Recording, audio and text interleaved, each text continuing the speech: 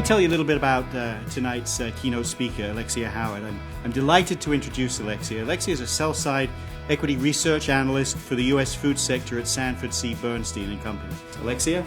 I'm really intrigued by all the changes that are happening in the packaged food world today, and I think there's a real tipping point that's happening along multiple dimensions. I think the world will be a very different place in packaged food 5 years down the road as a result. Freshness has definitely become very important to consumers. If I look at chilled food, this is definitely a trend that's worth watching. As I start looking at the areas that are growing most rapidly in the packaged food area, chilled is clearly one of the outliers in the developed world. Okay, the rise of social networking. These things are linked. I have a pretty firm belief that the reason that health and wellness trends have come to the forefront now, and I think it is in the last 6 months that we have reached a bit of a tipping point, is that we've seen a big change in how people get information. You've got mums with kids under the age of 7 that are very much more active online than the average US consumer. It's interesting when you look at the brands that are doing particularly well in store-based retail.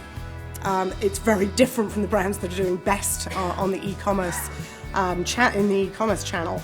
It seems as though people are actively sort of seeking out brands that are more niche and finding different ways of sourcing products that they want, often at a premium price, which is kind of interesting.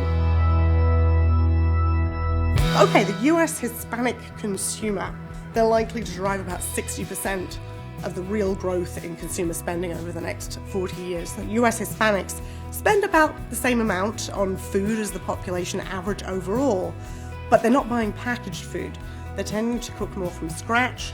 They're using simple ingredients. So there's a disconnect there that's a bit of a challenge, I guess, for the packaged food companies in reaching out to that group and serving their needs effectively.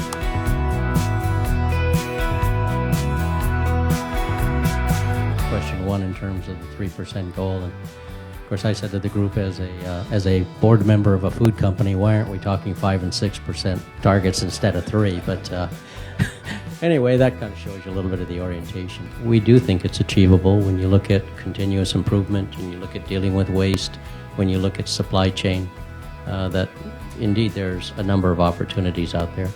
And I think as you think about product innovation and what you can do for margin enhancement, that obviously then when you come down to cost of goods sold as a % of sales, I mean, that's a positive as well.